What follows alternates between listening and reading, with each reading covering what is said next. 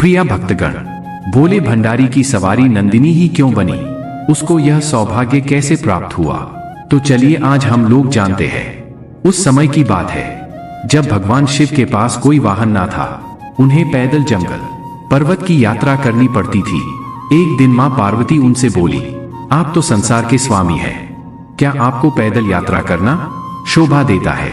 शिवजी हंसकर बोले, देवी हम तो रमता जोगी है, हमें वाहन से क्या लेना देना, भला साधु भी कभी सवारी करते हैं। पार्वती जी ने आंखों में आंसू भरकर कहा, जब आप शरीर पर भस्म लगाकर, बालों की जटा बनाकर, नंगे पांव कांटों भरे पथ पर चलते हैं तो मुझे बहुत दुख होता है। शिवजी ने उन्हें बार बार समझाया, परंतु अजीत प्रहरी रही। बिना किसी सुविधा के जंगल में रहना पार्वती को स्वीकार था, परंतु शिवजी के लिए सवारी चाहती थी कि अब भोले भंडारी चिंतित हुए, भला वाहन किसे बनाएं? उन्होंने देवताओं को बुलावा भेजा। नारद मुनि ने सभी देवी देवताओं तक उनका संदेश पहुंचा दिया। अब सभी देवता घबरा गए।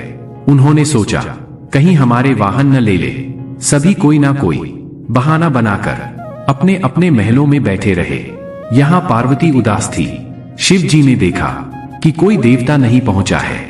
उन्होंने एक उकार लगाई तो जंगल के सभी जंगली जानवर आ पहुंचे।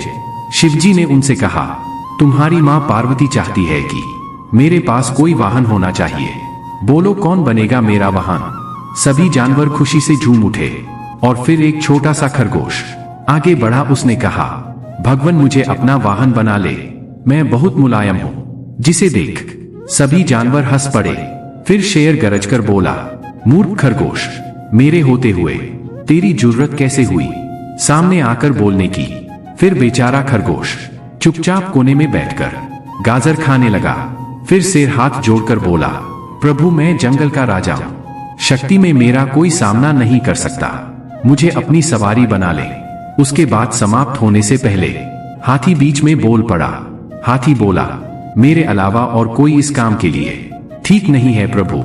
मैं गर्मी के मौसम में अपनी सूंड में पानी भरकर महादेव को नहलाऊंगा। फिर क्या जंगली सुअर भी किसी से कम था? वह भी अपनी थूथनी हिलाते हुए कहने लगा, शिवजी मुझे सवारी बना लो, मैं साफ सुथरे रहने की कोशिश करूंगा। कहकर अपने शरीर की कीचड़ चाटने लगा। फिर कस्तूरी हिरण ने नाक पर हाथ रखकर कहने लगा, छी कितनी बदबू आ रही है, चल भाग यहां से, मेरी पीठ पर तो शिवजी सवारी करेंगे। इसी तरह सभी जानवर अपना अपना दावा जताने लगा। फिर शिवजी ने सभी को शांत कराया और बोले, कुछ ही दिनों बाद मैं सब जानवरों से एक चीज मांगूंगा, जो मुझे वह ला देगा वही मेरा वाहन होगा। नंदी बैल भी वहीं खड़ा था। उस दिन के बाद से वह छिप छिप कर शिव पार्वती की बातें सुनने लगा।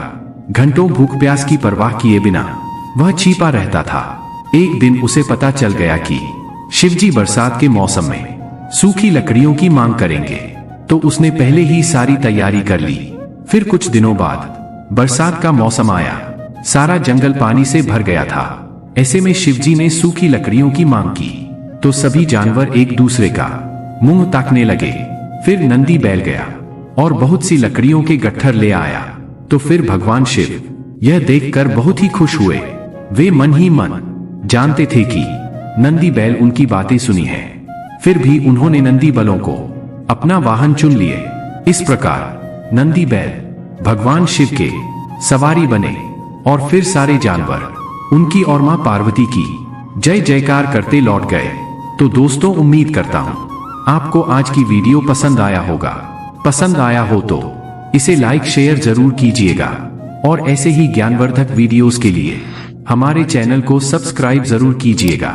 मिलते हैं अगले वीडियो में, तब तक के लिए धन्यवाद।